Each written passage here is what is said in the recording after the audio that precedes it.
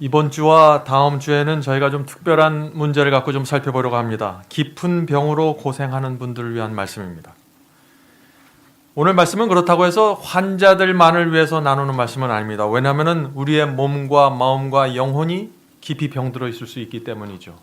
몸이 건강해도 우리의 마음과 영혼이 병들어 있을 수 있는 것입니다. 그래서 우리가 이번 기회에 어떻게 우리의 몸과 마음 그리고 영혼이 주님의 말씀으로 믿음으로 회복될 수 있는지 한번 살펴보도록 하겠습니다. 성경은 죄를 불치의 문둥병이라고 표현하고 있죠. 구약 성경과 신약 성경에 그런 말씀들을 우리가 여러 군데서 볼 수 있습니다. 다시 말해서 불치의 병을 고치는 것과 끈질기게 떨어지지 않는 이 죄의 문제를 해결하는 것이 같다는 것입니다. 한 번은 어떤 분이 병원에 갔다가 갑자기 암 선고를 받았습니다. 암 선고를 받기 전에 내가 암이라고 기대하고 받는 분들은 많지 않을 것이에요. 어느 날 갑자기 그런 선고를 받게 되는 것입니다. 6개월 남았다는 말을 그 남편이 들었습니다. 남편이 환자예요. 근데 그 남편이 그 부인의 손을 잡고 너무나 절망 가운데 여보 나 살려줘, 나 살고 싶어 그렇게 얘기했습니다. 얼마나 힘들었으면 그런 얘기를 했을까요? 얼마나 붙잡을 데가 없고 두려웠으면 그렇게 했을까요? 우리가 그런 분들을 볼 때 우리 마음에 깊은 아픔이 있고 동정이 있는 것이에요. 어떻게 하면 저런 분들을 도와줄 수 있을까? 제가 그런 마음에서 오늘 말씀을 좀 준비해 봤습니다. 그런데 이 문제는 뭐냐면은 그런 두려움에 빠져 있으면 치료가 안 된다는 것이에요. 회복할 수가 없다는 것입니다. 그래서 환자들에게 중요한 것은 무엇이에요? 죽음에 대한, 사망에 대한 그 두려움에서 빠져나오는 것입니다. 그럼 그 어떻게 빠져나올까? 누가 우리를 거기서 건져주는 것인가? 이런 문제를 우리가 생각해 보는 것입니다. 이 세상에 있는 어떤 인간도 그 사망의 두려움에서 빼내줄 수 있는 분은 없습니다. 오직 한 분밖에 없는데 그분이 누구세요? 예수님밖에 없는 것이에요.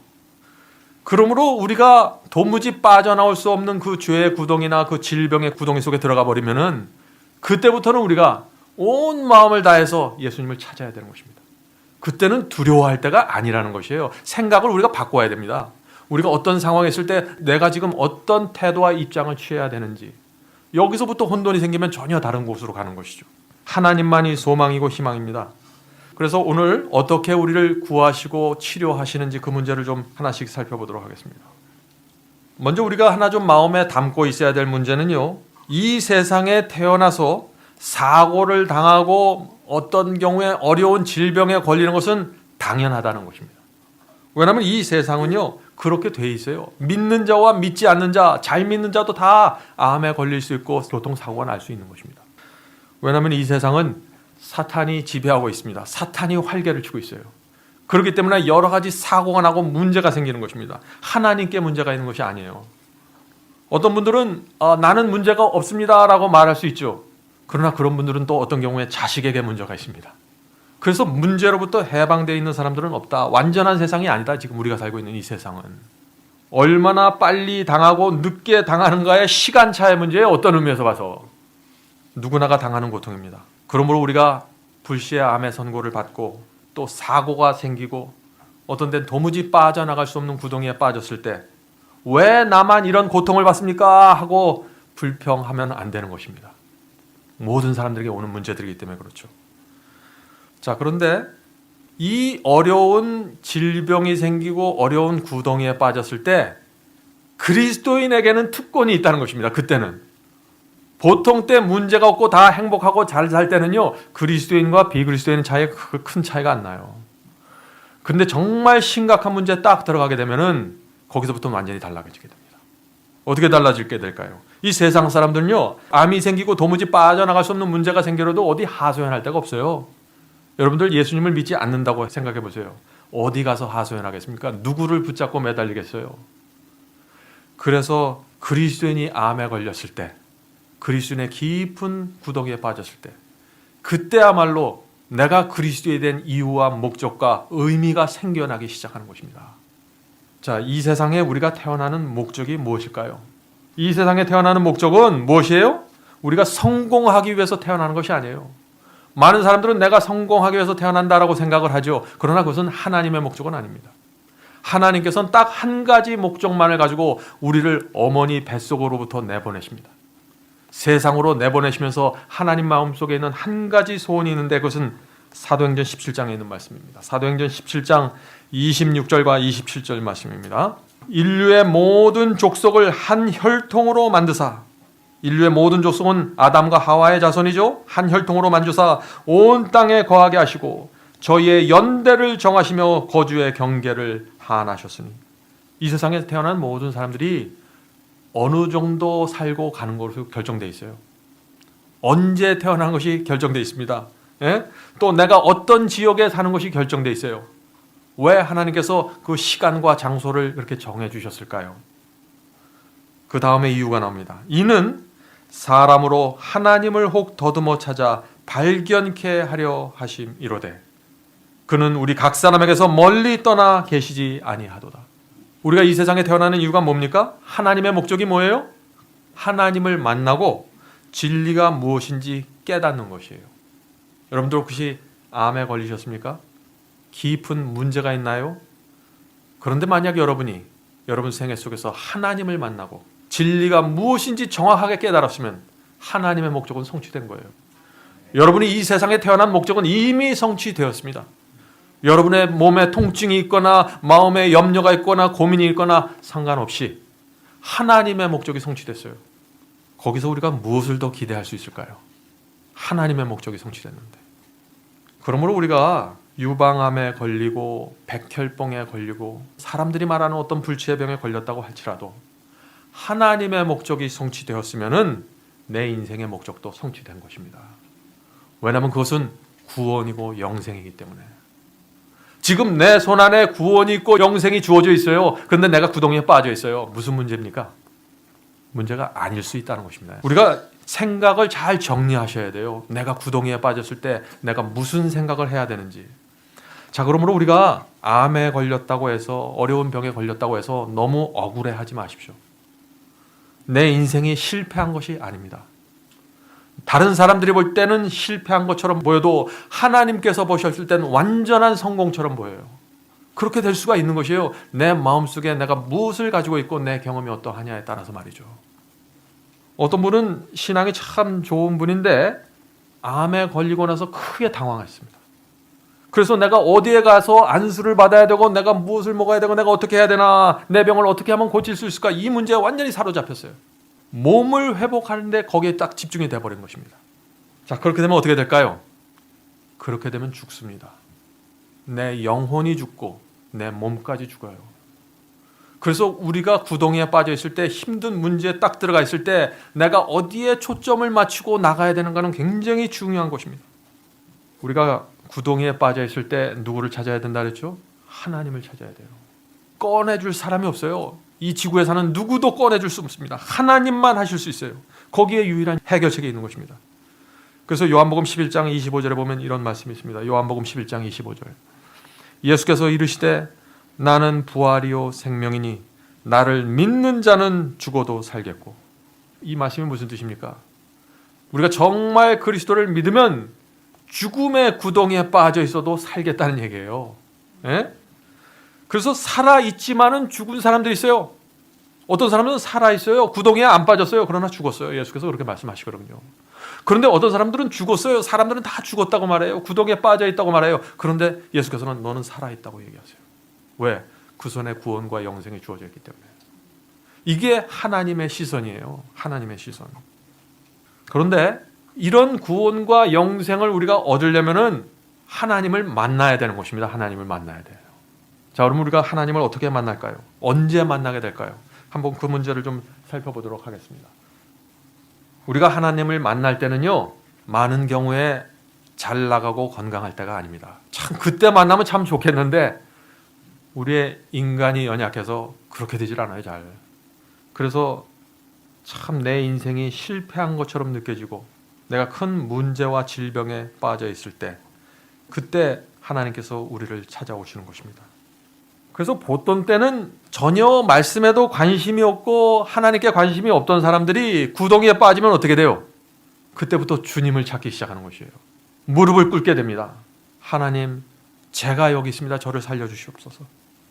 그러므로 하나님께서는요, 우리의 위기가 하나님께는 뭐가 돼요? 기회가 된다는 것이에요.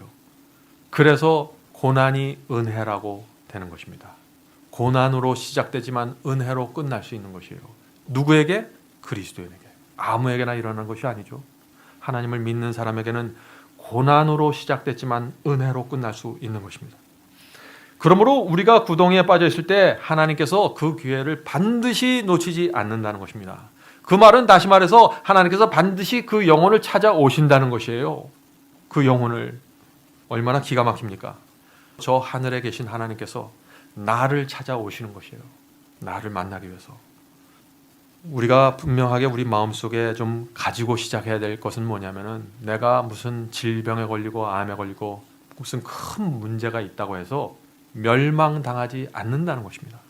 절대 멸망당하지 않아요. 어떤 면에 있어서 그런 사람들이 가장 구원에 가까이 있는 사람들이에요. 우리가 생각을 올바로 해야 됩니다. 어떤 면에 있어서 내가 암이라는 그 구덩이에 빠져 있을 때 하나님께서 주고자 하는 은혜와 축복 속에 가장 중심에 들어가 있는 사람이 될 수 있는 것이에요. 얼마나 이게 소망이 있는 얘기입니까? 저는 제가 가장 가까이 있는 어떤 분에게 제가 이 얘기를 했을 때 그분이 눈물을 흘리더라고요. 두려움에 빠져 있었는데 지금이야말로 내가 하나님께서 주고자 하는 그 축복의 가장 중심에 들어갈 수 있구나 하는 그 생각을 했을 때 이 사람의 얼굴이 펴지면서 살아나는 모습을 제가 보았습니다. 우리 마음속에 이 고난에 대한 올바른 이해를 가지고 있는 것은 굉장히 중요한 것입니다. 자, 우리가 암에 걸리고 힘든 문제에 빠지고 고난에 빠졌을 때 하나님께서 어떻게 우리를 찾아오십니까? 이런 모습으로 찾아오세요. 우리가 병에 걸려서 지쳐서 침대에 누워있죠. 방에 누워있습니다. 누워서 천장을 보게 되면 어떻게 됩니까?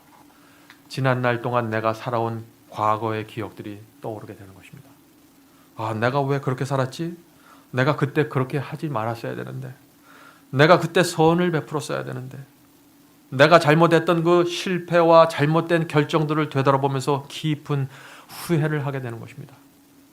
마음이 답답하고 숨이 막혀올 수 있습니다. 너무나 괴로우니까.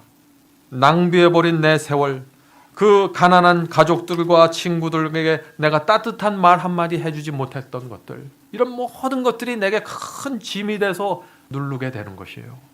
알면서도 무시했던 그 성령의 음성들, 이런 기억들이 환자의 몸과 마음과 영혼을 짓누르게 되는 것입니다. 그 짓눌린 그 영혼이 하나님을 향해서 손을 뻗게 되는 것이에요. 이 손은 보통 때 뻗을 수 있는 손이 아니에요. 이것은 혈루병 여인이 예수님의 그 옷자락을 잡기 위해서 온 마음과 몸을 던져서 그것을 붙잡았던 그 심정으로 그리스도를 잡게 되는 것입니다. 그러니 예수님을 만날 수밖에 없는 거죠. 그러니까 그런 마음과 태도로 주님께 나오는데 못 만날 사람이 어디 있어요? 그러므로 그런 분들에게 하나님께서 반드시 나타나시고 만나 주신다는 것입니다. 치료와 약속을 얘기할 때 우리가 출애굽기에 있는 이 말씀을 놓칠 수가 없죠. 출애굽기 15장 26절에 있는 말씀입니다. 너희가 너희 하나님 나 여호와의 말을 청종하고 하나님 말을 잘 듣고 나의 보기에 의를 행하며 내 계명에 귀를 기울이며 내 모든 규례를 지키면 내가 애굽 사람에게 내린 모든 질병의 하나도 너희에게 내리지 아니하리니 나는 너희를 치료하는 여호와임이니라. 얼마나 감사한 말씀입니까? 하나님은 병 주는 하나님이 아니에요. 하나님은 치료하는 하나님이라고 했어요. 여기에 많은 사람들이 하나님을 병 주는 하나님으로 그렇게 생각하는 거예요. 하나님께서 나를 치셨다, 나에게 이 병을 주셨다. 출애굽기는 그렇게 말하지 않습니다. 하나님께서는 그러나 당신의 말씀과 계명에 순종하고 그것을 지키는 사람들의 기도를 들어주십니다. 여기 출애굽기 그 말씀이죠. 내 계명에 귀를 기울이며 보기에 의를 행하며, 이런 분들에게 하나님께서 치료하는 하나님으로 나타나시겠다는 것이죠. 그냥 감기에 걸리면 약을 먹고 날 수 있죠. 또 어디가 아프면 뭐 통증약을 먹어서 또 회복될 수도 있습니다. 그러나 우리가 정말 나올 수 없는 그런 질병으로 들어가 버리면은 그때부터는 새로운 시도를 해봐야 됩니다. 그것을 신앙치료법이라고 제가 제목을 붙였습니다. 신앙치료법.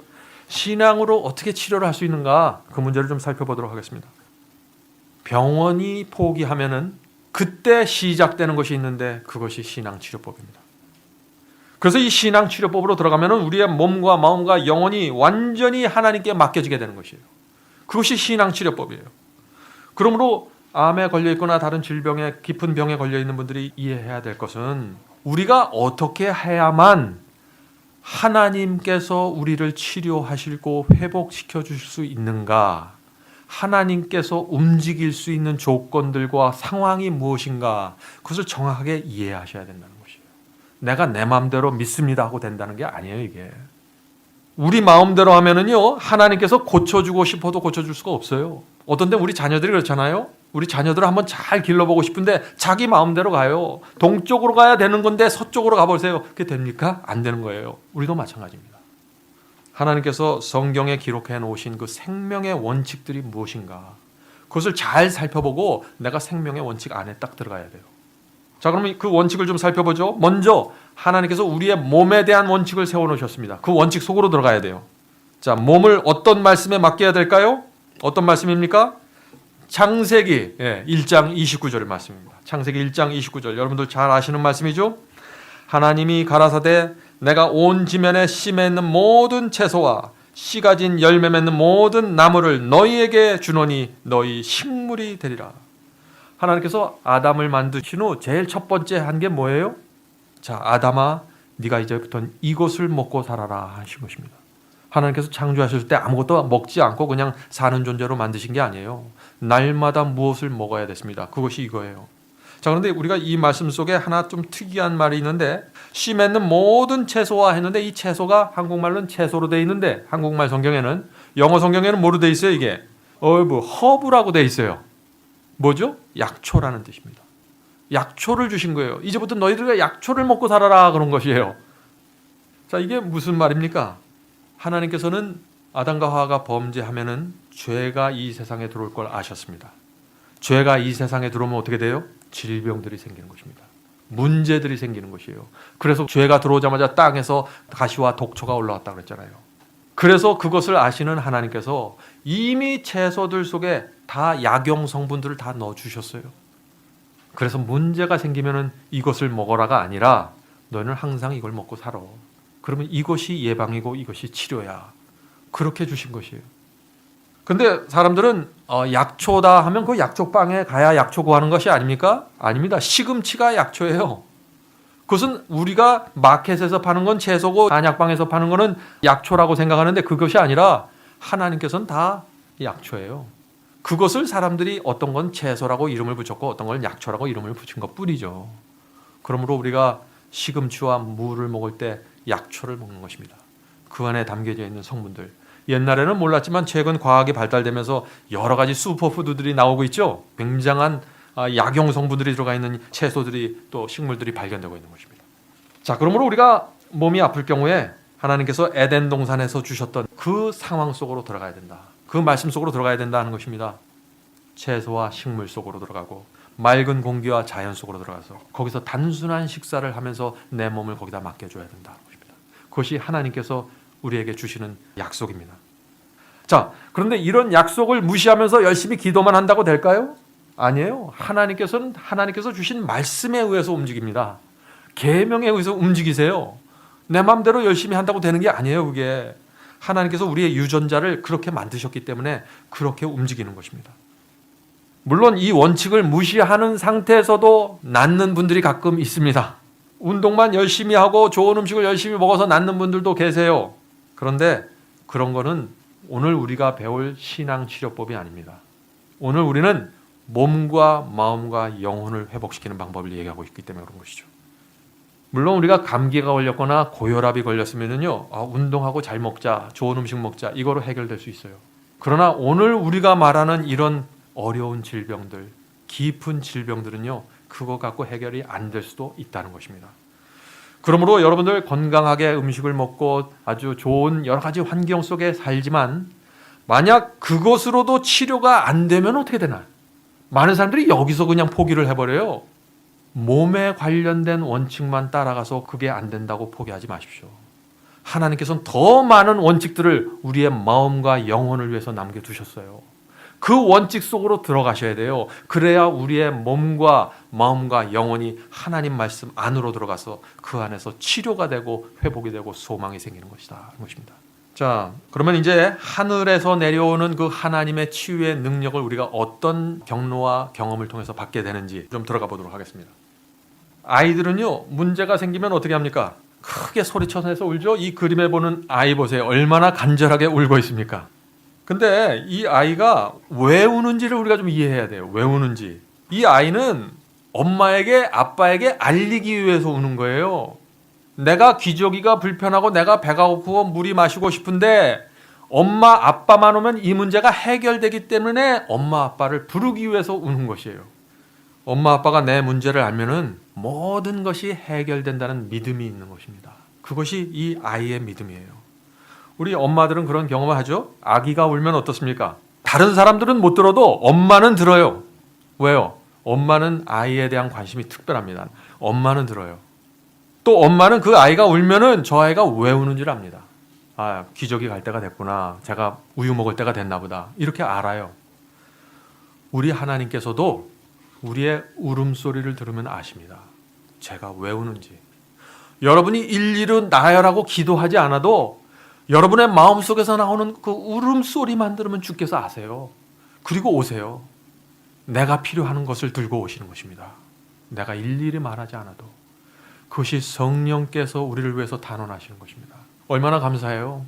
내가 일일이 내 병을 위해서, 내 문제를 위해서 이게 필요합니다, 저게 필요합니다 말하지 않아도 하나님께서 다 알아서 챙겨갖고 오시는 것입니다. 그러므로 우리가 암에 걸리거나 어떤 문제에 빠져서 울을 때 우리가 왜 우는가가 중요한 것이에요. 두려워서 울지 마세요. 하나님을 부르기 위해서 우시는 거예요. 우리는 어린아이처럼 하나님, 내가 여기에 있습니다. 내 문제가 생겼습니다. 그것을 알리기 위해서 울어야지 마치 하나님이 나를 고쳐주지 않으면 어떡할까 불안해서 울지 마세요. 하나님께서 이 구덩이에서 꺼내주지 않으면 어떨까? 하나님께서 나를 고쳐줄 수 있는 능력이 있는가 불안해서 울지 마세요. 하나님은 말씀으로 세상을 창조하신 분이에요. 나를 위해서 십자가에서 죽으신 분이에요. 무슨 의심이 있어요? 그런 분에게 우리가. 그런 하나님을 보면서 의심하고 불안해하면서 자꾸 울면은요, 이거는 정말 하나님께 대한 예의가 아니에요. 그렇게 하지 마십시오. 그거는 하나님의 마음을 아프게 해요. 그런 울음은. 물론 우리가 병원에 가서 이제 당신은 몇 달 살지 못합니다 하는 그런 의사의 청천벽력 같은 선언을 들으면 얼마나 두려울까요? 저도 두려울 것이에요. 그러나 그것 이상으로 우리는 하나님을 바라봐야 한다는 것입니다.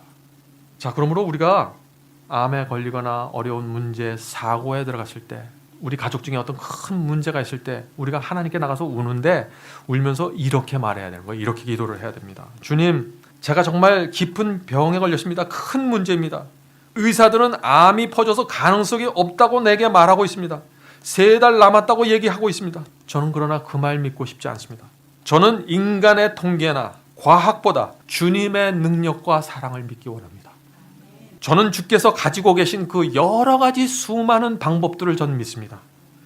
이제 제 마음과 생애를 제가 주님께 드리기 원합니다. 주님의 뜻대로 제 문제를 다루어 주시옵소서. 저는 병 낫기를 너무나 원하지만 주님의 사랑과 지혜와 주님의 판단에 제 자신을 맡기겠습니다. 저에 대한 주님의 뜻이 이번 기회를 통해서 이루어지기를 제가 바랍니다. 이번 기회에 하나님께서 저를 이 땅에 태어나시게 하시고 내보내주신 그 하나님의 목적이 성취되기를 제가 바랍니다. 이렇게 기도해 보세요. 하늘에 계신 아버지께서 이런 기도를 들으면 어떻게 될까요? 바로 네가 내 마음을 아는구나. 달려오실 것이에요. 주변에 있는 천사들이 박수를 칠 것입니다. 정답을 맞추셨어요. 정답을 환자들이 이렇게 기도를 할 때 하나님의 손이 움직입니다. 치료가 시작되는 것이에요. 이때부터. 성경에는요, 형통하다는 말이 나옵니다. 형통하다. 창세기 39장 2절에 이런 말씀이 있습니다. 여호와께서 요셉과 함께 하심으로 그가 형통한 자가 되어 그 주인 애굽 사람의 집에 있으니. 자, 이 말씀에서 여호와께서 뭐라 그래요? 요셉에게 너는 형통한 사람이야 그래요. 근데 우리 인간의 눈으로 볼 때 요셉이 절대 형통한 사람이 아니에요. 형통하다는 건 뭐예요? 잘 풀린다는 얘기 아니에요? 잘 나간다는 얘기 아니에요? 요셉이 절대 잘 풀리고 잘 나간 사람이 아니었어요. 형제들에게 미움을 받아서 질투를 받아서 구덩이에 빠졌습니다. 노예 상인에게 붙잡혀서 사막을 걸어서 애굽으로 끌려갔어요. 그런 사람들에게 무슨 형통하다는 얘기가 통할 수 있어요? 전혀 형통하지 않아요. 그런데 하나님께서 너는 형통하다고 얘기하세요. 자, 이게 무슨 말입니까? 요셉은요, 자기 아버지 밑에서 편하고 비단 옷 입고 기름진 음식 먹었을 때 배우지 못했던 교훈을 구덩이에서 배우기 시작했다는 것이에요. 노예 상인에게 잡혀서 끌려가면서 뜨거운 사막을 걸어가면서 하나님의 마음을 알게 되는 것이에요. 다시 말해서 인간의 눈에는 슬픔이고 불행이었지만 그것은 하나님의 구원이 이루어지는 역사였고 그런 과정이었다는 것입니다. 그래서 하나님께서 요셉을 보면서 너는 형통하도다. 형통한 것이죠. 하나님의 목적이 이루어졌으니까. 우리가 가장 깊은 구덩이에 빠지고 가장 깊은 절망 속에 있었을 때 형통한 순간이 될 수 있다는 것이에요. 형통한 순간. 누구의 눈에? 하나님의 눈에. 하나님의 눈이 정확한 거예요? 우리 눈은 정확한 거 아니에요? 우리 눈에 보이는 건 전부 안개같이 다 있다가 없어지는 것이에요. 이거 갖고 판단하면 형통한 거 아니에요? 그거는. 하나님의 눈으로 볼 때 형통한 자가 진짜 형통한 거예요. 진짜. 근데 우리가 어떻게 합니까? 아프고 사업이 망하고 심각한 질병에 걸리면 어떻게 돼요? 사람들이 짜증을 내고 화를 내고 원망하고 불평하잖아요. 하나님 나를 버렸죠? 날 미워하시죠? 이러잖아요. 지금 하나님은 가장 큰 복으로 그들에게 지금 접근하고 계신데. 그래서 우리가 그런 상황에 되면 주님을 향해서 이렇게 얘기해야 돼요. 주님께서 제 생애의 최선을 아시기 때문에 저는 걱정하지 않겠습니다. 이런 말을 하는 사람들이 믿음이라는 거예요. 이게 믿음이에요, 이게. 그래서 믿음으로 의롭게 되고 믿음으로 질병을 치료받는 거예요. 거기서 믿는다는 것은 주여 믿습니다 이게 아니에요. 지금 이런 말을 하는 믿음이에요. 이런 말을 하는 믿음. 그런 사람에게 형통하다고 하늘에서 선언하시는 것입니다. 그런 사람은요, 병이 낫지 않아도 구원과 영생이 이루어져요. 뭘 걱정합니까? 이 세상에 태어난 목적이 성취되었는데 하나님께서는요, 우리를 구원하실 수만 있으면, 그리고 우리를 데리고 영원히 하늘에 가서 영원히 살 수만 있다면 하나님께서는 하실 수 없는 것이 없어요. 무엇이든지 다 해요. 우리도 그렇지 않습니까? 우리 자녀가 절벽으로 뛰어가고 있어요. 조금만 가면 넘어지고 쓰러져서 절벽에 떨어지면 큰일 나서 죽는 거예요. 그러면 어떻게 해요? 부모가, 아버지가 어떻게 돼요? 어떤 땐 막대기를 던지고 돌을 던져서 넘어뜨리잖아요. 더 이상 가지 못하게, 그 길을 계속 가지 못하게. 엄마가 사랑하는 자식을 위해서 던지는 돌이 어떤 때는 우리에게 암으로 나타날 수 있다는 것입니다. 왜 우리가 그런 하나님의 마음을 이해해드리지 못하나요? 예? 하나님의 마음을 이해해야 돼요. 거기서부터 치료가 시작되는 거예요. 거기서부터. 그래야 하나님과 우리가 하나가 되기 때문에. 그것이 바로 그리스도 안에 들어가는 경험 속으로 인도하기 때문에. 자, 그러므로 하나님께서 우리의 문제에 들어오셔서 개입하시고 문제를 고치실 수 있도록 그런 상황을 만들어 드려야 돼요. 우리 입장에서. 우리가 할 수 있는 것들은. 자, 그게 어떤 것인가? 많은 경우에 예수님을 잘 믿는 분들, 어떤 때는 목회자, 어떤 때는 목사 부인이 이 암에 걸리면 많은 사람들이 이상하게 생각합니다. 아니, 어떻게 목사님이 암에 걸리지? 좀 무슨 문제야? 뭐 뒤에 무슨 뭘 숨기고 있었나? 그런 게 아니에요. 많은 분들이 이런 식으로 생각해요. 나는 예수님을 진실하게 믿었는데 왜 나에게 암이 생겼을까? 하나님께서는 왜 나에게 이런 잘못된 세포들이 생기는 걸 막아주지 않았을까? 치료가 일어나려면요, 우리 마음속에 이런 잔잔한 질문과 의문들에 대한 답이 생겨야 됩니다. 그래야지만 우리가 온 마음을 열고 주님 이거였군요, 감사합니다, 이렇게 나가는 거예요. 욥기서 1장을 보겠습니다. 욥기서 1장을 보면은요, 하나님을 정말 잘 믿는 사람들에게 왜 고난과 고통이 오는지 거기에 나와 있습니다. 이 사탄이 하나님을 향해서 이렇게 도전했습니다. 하나님, 저 욥을 보세요. 욥을 보면 잘 믿는 것처럼 보이죠? 순종 잘하는 것처럼 보이죠? 하나님이 속은 것입니다. 하나님께서 돈을 주고 축복하니까 열심히 믿는 거예요. 제가 압니다. 조금만 문제가 생겨보세요. 저 욥이 어떻게 하는지 한번 보십시다. 이제 사탄이 욥을 지적하면서 하나님께 도전하는 것이죠. 그 말은 뭐냐면은 하나님을 고소하는 거예요. 어떻게 고소하냐? 하나님께서 욥의 마음과 신앙을 얻기 위해서 뇌물을 썼잖아요. 돈을 쓴 거 아니에요. 욥은 또 그것이 좋아서 그거 얻어먹으려고 주님을 따라다니는 거 아닙니까? 이렇게 얘기하는 거예요. 다시 말해서 하나님과 욥을 아주 하나로 묶어서 저질로 만들어버리는 거예요. 이게 사탄의 전략이에요. 하나님께서 이런 공격을 받았어요. 그러면 어떻게 돼요? 여기서는 어쩔 수 없는 거예요. 그러면 네가 한번 해봐. 그럴 수밖에 없는 거예요. 이 상황에서는. 그렇잖아요? 그래서 하나님께서 코너에 몰리시고 이제 사탄이 공격할 수 있는 권한을 얻게 되는 것입니다. 우리 생애 속에 들어오는 고난 중에 어떤 고난들은 이것이 될 수 있는 것입니다. 우리가 정말 예수님을 잘 믿는 가운데 이런 고난이 와버리면은. 자, 그런데 욥은 무엇이 문제였어요? 하나님과 사탄 사이에 이런 악유가 생기고 이런 도전이 생기는지 전혀 모르는 상태에서 어느 날 갑자기 문제가 생기기 시작하는 것입니다. 전혀 모르는 상태에서 당하는 것이에요. 어느 날 갑자기 지붕이 무너졌습니다. 집이 무너지면서 자식들이 죽었어요. 가축들이 떼죽음을 당했습니다. 누가 봐도 그건 뭐예요? 하나님의 심판이에요. 이거는 누가 봐도. 사탄이 딱 그렇게 우리에게 고난을 줘요. 우리에게 고난을 주는데 주변 사람들이 보거나 내가 느낄 때 이건 하나님께서 하신 것 같다, 이런 느낌을 주게 접근하는 거예요. 왜요? 우리를 완전히 스트레스와 낭만과 절망으로 밀어넣기 위해서. 거기에 속지 마세요. 그런데 속으면 안 돼요. 우리는 하나님의 성품과 하나님이 어떤 분인가라는 것을 바라보면서만 가야 되는 것입니다. 자, 욥이 어떻게 반응했어요? 그렇게 사탄이 도전하는데 욥기 1장 2절에 이런 말씀이 있습니다. 가로되 내가 모태에서 적신이 나왔은지요 또한 적신이 그리로 돌아갈지라. 주신 자도 여호와시요 취하신 자도 여호와시니 여호와의 이름이 찬송을 받을지어다 하고. 자, 여기 얼마나 기가 막힌 얘기가 나옵니까? 하나님 다 가지고 가십시오. 괜찮습니다. 욥도 착각하는 거예요. 지금 사탄이 하고 있는데 하나님께서 뺏어가는 거로 착각하는 거예요. 그러나 그럼에도 불구하고 하나님께서 이렇게 하셨을 때는 뭔가 이유가 있겠지. 주님, 제가 다 드립니다. 이렇게 말하는 것입니다. 이게 믿음이에요.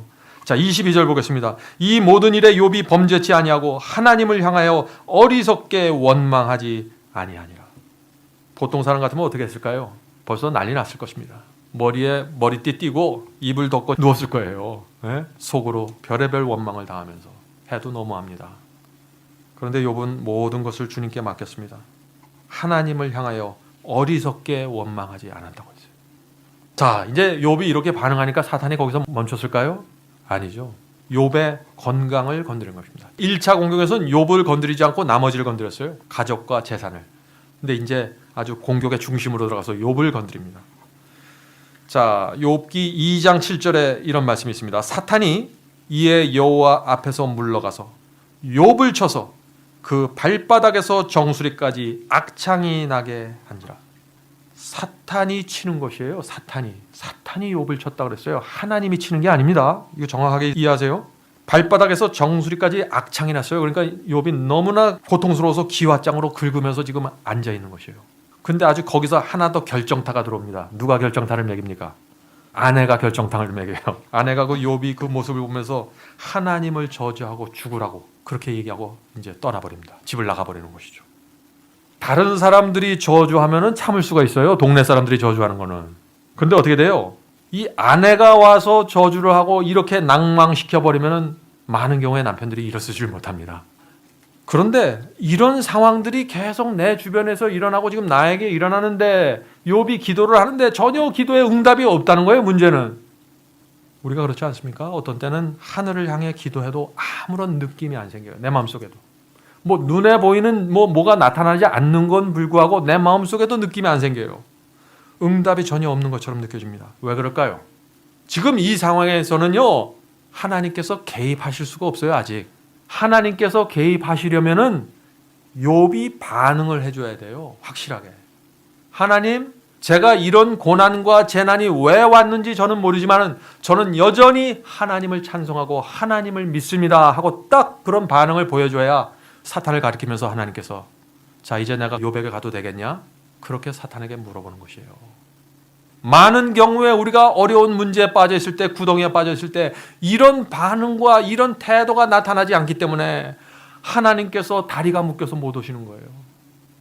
우리가 확실하게 결정을 해줘야 돼요. 하나님, 이제 하나님께서 개입하실 수 있습니다.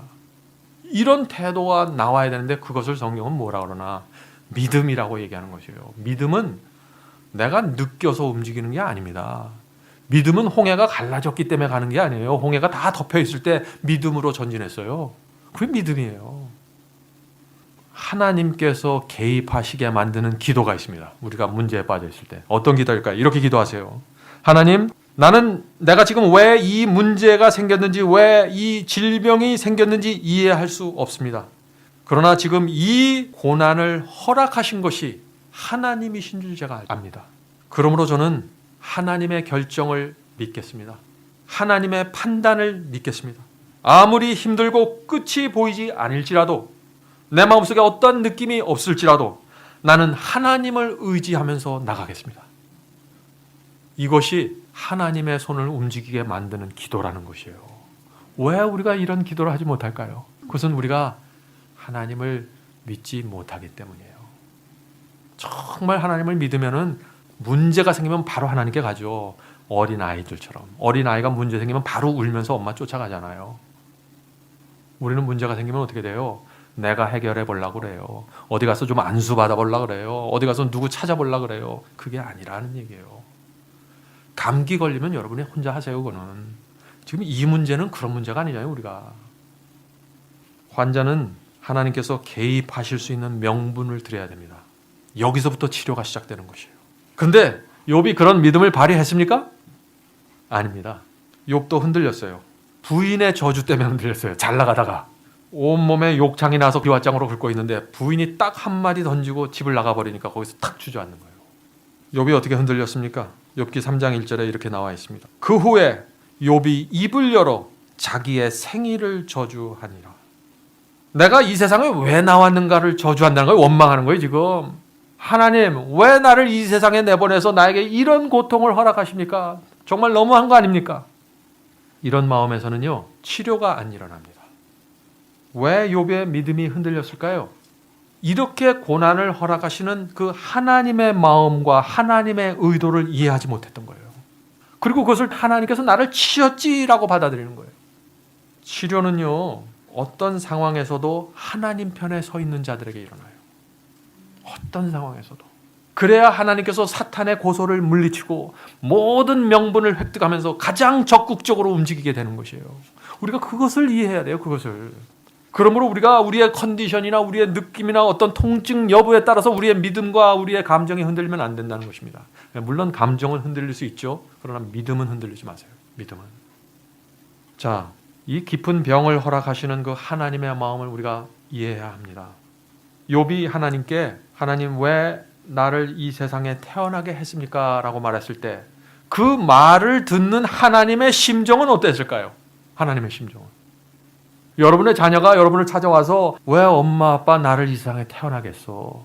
엄마 아빠 재산도 없고 나에게 물려줄 것도 아무것도 없고 나를 이렇게 고생시키는데 왜 나를 이 세상에 태어나게 해서 나에게 이런 고생을 시킵니까? 라고 여러분을 눈을 쳐다보면서 말한다면 여러분도 어떻게 하시겠어요? 가슴이 찢어질 거예요. 그죠? 우리가 하나님을 향해서 이런 식의 원망을 하면은 하나님의 가슴에 무엇이 생길까요? 성도 여러분, 우리 자녀들이 정말 아파서 병실에 누워있을 때 자녀가 아픕니까? 부모가 아픕니까? 자녀도 아프지만 부모의 마음이 더 아픈 거예요. 우리 다 알잖아요. 하나님께서 우리를 시험을 허락하시고 고통을 허락하셔서 침대 위에 눕게 만드셨을 때, 허락하셨을 때 하나님의 마음이 우리보다 더 아프다는 얘기예요. 그런 하나님을 향해서 우리가 무엇을 원망할 수 있어요? 우리가 그렇게 하지 말라는 거예요. 그래야 치료가 시작된다는 것입니다. 우리 마음속에서 나오는 온전한 감사가 없으면요, 치료는 시작이 될 수가 없어요. 우리 유전자 구조가 그래요. 우리 유전자 구조가. 그러므로 우리가 힘들 때일수록 하나님의 마음을 기억해야 됩니다. 또한 우주의 왕이고 창조주 하나님께서 나에게 암을 허락하셨고 고난을 허락하셨다면 그 사실을 기억하면 어떤 일이 생겨요? 우리 마음속에. 마음의 평안이 생기는 것입니다. 왜냐하면 우리 아버지께서 허락한 것이기 때문에. 우리 엄마 아빠가 나를 생각해서 무엇을 허락했어요. 그런데 나한테 큰 고통과 통증으로 느껴져요. 그러나 이것이 내 어머니 아버지가 허락한 것이라면 내가 엄마 아빠를 알기 때문에 내가 이것을 받겠습니다. 여기에는 무슨 의도와 목적과 무엇이 담겨져 있겠죠. 그렇게 생각하는 것이 믿음이라는 것이에요. 그렇게 생각하는 것이. 오늘날 기독교에서 말하는 믿음이랑 지금 이 믿음은 전혀 다른 차원의 믿음입니다. 이런 믿음이 바로 죄로부터 구원받는 믿음이고 구원과 영생에 이르게 하는 믿음이에요. 치료받는 믿음이고 나를 위해서 십자가에 매달리신 그 하나님께서 허락하신 것이에요.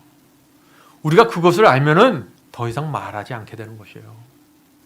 그러므로 우리의 마음속에 하나님의 마음을 알면은 정말 말할 수 없는 위로가 생기고 평안이 생기는 것입니다. 바로 그때 환자의 마음과 영혼과 몸속에서 치료가 이루어지는 것이에요. 하늘로부터 놀라운 에너지가 들어오게 되는 것입니다. 그것이 하늘에서 내려오는 능력을 받는 방법이에요. 이것이 바로 믿음으로 치료받는 신앙치료법입니다. 성도 여러분, 그러므로 내 형편이 아무리 절망적이고 고통스럽다고 할지라도 하나님께서 나를 최선의 길로 지금 인도하고 계시다 하는 것을 믿고 따라가는 것이 신뢰이고 믿음이다. 자, 어떤 그리스도인 어머니에 대한 이야기를 제가 오래전에 좀 들은 적이 있습니다. 그 어머니에게는 세 자녀가 있었습니다. 그런데 한 아이는 암으로 죽고 한 아이는 교통사고가 나서 불구자가 되었습니다. 또 한 아이는 신앙을 버리고 떠나가 버렸어요. 아이를 셋이 낳았는데 아무도 없는 거예요, 지금. 그런데 그 남편은 또 바람이 나서 집을 떠나버렸어요. 이 정도면은 참 어려운 형편이죠. 그런데 얼마 있다가 이 어머니가 또 암이라는 진단을 받았어요. 세상에 이것보다 더 심한 불행과 고통이 있을 수 있을까요? 완전히 바닥에 떨어진 거예요, 이 정도 되면은. 그런데 놀라운 사실이 있습니다. 이 어머니가 공중 앞에서 나와서 얘기하는데 자기가 하나님께 이렇게 기도했다고 얘기를 하는 거예요. 들어보세요. 하늘에 계신 아버지, 저는 제 생애와 가족 속에서 하나님의 뜻이 이루어지고 있음을 믿습니다. 저는 하나님의 사랑을 믿고 저희 가정에 대한 하나님의 결정과 판단을 믿습니다. 저는 하나님의 구원의 계획과 섭리를 믿습니다. 제 마음은 너무나 고통스럽고 아프지만은 하나님의 뜻이 이루어진다면 저는 그것으로 만족하겠습니다. 하나님 감사합니다. 자, 이런 기도를 드리면 어떤 일이 생길까요? 이런 기도와 간증을 듣는 주변에 있는 사람들이 마음에 감동이 생깁니다. 이런 기도를 듣고 있는 천사들이, 이런 기도를 중보하는 그리스도께서 감동하세요. 하나님께서 이 영혼을 들어서 온 우주 앞에 내놓으면서 이것이 나를 믿는 성도의 믿음이다 라고 제시하신 것이요. 이 정도 들어가면 기적이 일어나야죠. 어떤 기적이 일어났을까요? 그 불구자가 된 자녀, 또 신앙을 버리고 집을 떠난 그 자녀들이 돌아왔습니다. 왜 돌아왔을까요? 그 도무지 말도 안 되는 그런 상황 속에서 하나님께 대한 믿음을 발휘하고 하나님께 감사를 드리는 그 어머니의 기도와 그 삶을 보면서 이 아이들 마음속에 감동이 생긴 것입니다. 기적은요, 그냥 생기는 것이 아니에요. 기적은 우리의 마음과 태도를 통해서 생기는 것이에요. 태도를 통해서. 어떤 때는요, 하나님께서 우리 가족을 구원하기 위해서 그 가족들이 가장 사랑하는 어머니에게 암을 허락하세요. 어머니가 죄가 많아서 암이 걸리는 게 아니에요. 오해하지 마세요. 믿지 않는 가족들, 신앙이 연약한 가족들을 결국에는 구원하기 위한 하나님의 마지막 수단으로 어머니에게 암을 허락할 수도 있다는 것이에요. 우리가 그 하나님의 마음을 이해해야 돼요. 세상에서 마음대로 살고 있는 그 아들을 구하기 위해서 어떤 때는 그 아들이 사랑하는 아버지에게 가서 암을 허락하십니다. 우리는 하나님의 구원과 기적과 치료가 어떻게 일어나는지 정확하게 이해해야 됩니다. 병 안 걸리고 복 받는 것만 하나님의 뜻이 아니에요. 누가 그래요? 누가? 네? 하나님의 구원은 죽음과 사고와 암을 초월해서 일어나는 것이에요. 그런 것들을 건너뛰면서 하나님께서 당신의 목적을 이루어나가고 계세요. 왜 우리가 그 상황 속에서 불안해하고 염려하고 두려워하고 어쩔 줄을 몰라서 방황해야 되나요? 지금 하나님께서 분명한 의지를 갖고 움직여 나가시는데, 암을 허락하는 또 하나의 이유가 있습니다. 많은 사람들이 큰 사고가 생기고 문제가 생기면 하나님을 원망합니다. 옛날에 유대인들도 그랬습니다. 그들은 가난하고 문둥병에 걸리면은요, 하나님께서 저주해서 저런 일이 생겼다고 얘기했어요. 요한복음 9장 1절과 3절에 그 말씀이 나옵니다. 예수께서 길 가실 때 날 때부터 소경된 사람을 보신지라. 제자들이 물어 가로되 라삐여, 이 사람이 소경으로 난 것이 네 죄로 임함이니오까? 자기 오니까 그 부모 오니까? 자, 이것이 사람의 생각이에요. 어떤 사람이 날 때부터 소경이 되었습니다. 맹인이었어요. 그러니까 제자들이 자꾸 물어보는 거예요. 자, 예수님이 대답 어떻게 하십니까? 예수께서 대답하시되 이 사람이나 부모가 죄를 범한 것이 아니라 그에게서 하나님의 하시는 일을 나타내고자 하심이니라. 많은 경우에 이 문제가 걸려 있어요. 하나님께서 하고자 하는 일이 있어요. 어떤 일이 하나님께서 하고자 하시는 일일까요? 우리를 겸손케 하시기 위해서, 진리를 찾게 하시기 위해서, 교만을 꺾기 위해서, 하늘을 바라보게 하기 위해서 어떤 때는 문제가 생기는 것입니다. 그러므로 우리가 이렇게 기도해야 됩니다. 하나님, 저에게서 무엇이 이루어질 것을 원하십니까? 하나님께서 하고자 하는 역사가 무엇인가요? 주께서 저에게 가르쳐 주시기만 한다면 제가 적극적으로 주님의 역사에 합류하겠습니다. 이것이 그리스도의 태도예요. 믿음입니다. 이게. 성도 여러분, 하나님께서 왜 나에게 이런 일이 생기게 하고 왜 우리 가족에게 이런 일이 생기게 하는지 어떤 때는 정확하게 알 수가 없습니다. 그러나 우리가 하늘에 가면 알 수 있습니다. 하나님께서 다 가르쳐 주실 것이에요. 그때 내가 왜 그 사람에게 교통사고를 허락했고, 내가 그때 왜 이 사람에게 암을 허락했으며, 내가 왜 저 사람에게 그런 문제가 생기도록 할 수밖에 없었는지. 하나님 감사합니다. 그때 정말 하나님께서 기가 막힌 결정을 하셨네요. 하나님께서 그때 그 사고를 허락하지 않았고, 하나님께서 그때 나에게 암을 허락하지 않으셨다면 제가 여기에 지금 와 있을 수 없었을 텐데, 그런 생각들 때문에 머리에 쓴 면류관을 다 주님 앞에 던지고 내려놓는 거 아니겠어요? 하나님 앞에 무릎 꿇는 거 아닙니까? 그래서 구원은 은혜로 이루어진다는 것입니다. 은혜로. 내가 무슨 선함을 행하고 내가 순종을 잘해서 구원받는 게 아니라 모든 것은 하나님의 역사를 통해서 내 마음이 변화됐고 내가 구원을 붙잡게 된 거다 하는 것입니다. 그러므로 우리는 하나님의 최선을 믿어야 됩니다. 자, 어떤 것이 최악의 상황입니까? 생명을 잃는 것입니다. 죽는 것이 최악입니다 라고 생각을 해요. 정말 죽는 것이 최악일까요? 죽음이 무엇입니까? 죽음이. 예수께서 나사로는 뭐라 그랬어요? 죽는 것이 아니라 잠자는 것이라 했잖아요. 다시 말해서 죽음이라는 것은 예수께서 재림하실 때까지 무의식 상태로 잠을 자는 것이고, 부활의 아침에 다 일어나기 때문에 예수께서 죽음을 설명하실 때 가장 즐겨 쓰시던 표현이 뭐예요? 잠잔다는 표현. 반드시 부활할 것이기 때문에. 그러므로 그 희망을 통해서 우리가 병을 보면은요, 암에 걸리는 것이 최악이라고 말할 수가 없는 것이에요. 암 때문에 구원을 받았고, 암 때문에 부활을 하고, 암 때문에 내가 구원을 받고 영생을 얻는데 어떻게 그것을 최악이라고 우리가 말할 수 있습니까? 정말 최악은 뭐예요? 내가 암에 걸리지도 않았어요. 내가 건강합니다. 하나님께서 축복하셔서 크게 성공했어요. 그런데 주님께 굴복하지 않아요. 진리에 순종하지 않아요. 주님을 마음에 받아들이지 않아요. 그게 최악이에요. 우리가 최악이 무엇이고 최선이 무엇인지 정확하게 이해해야 됩니다. 이 말씀만 읽고 마치도록 하겠습니다. 시편 118편 5편입니다. 내가 고통 중에 여호와께 부르짖었더니 여호와께서 응답하시고 나를 광활한 곳에 세우셨도다. 광활한 곳이 무엇입니까? 아무도 없이 나 혼자 세워놓는 거예요.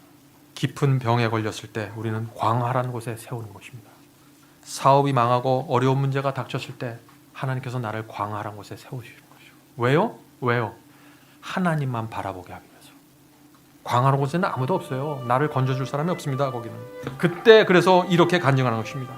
계속해서 읽겠습니다. 여호와는 내 편이시라. 내게 두려움이 없나니 사람이 내게 어찌할꼬 여호와께서 내 편이 되사.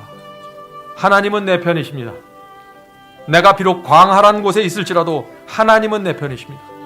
거기서 모든 우리의 문제와 스트레스가 없어지고 거기서 치료가 시작되고 완성이 되는 것이에요. 사랑하는 성도 여러분, 안식일은 하나님의 치료가 일어나는 날입니다. 우리가 이 안식일에 우리의 온 마음과 생애를 주님께 드리면은 성령께서 우리의 헌신을 받으셔서 회복하시고 치료하시는 것입니다. 오늘 우리 모두 어둠과 고통이 물러나고 새로운 생명을 받는 역사가 우리 속에 일어나게 되기를 제가 간절히 바랍니다.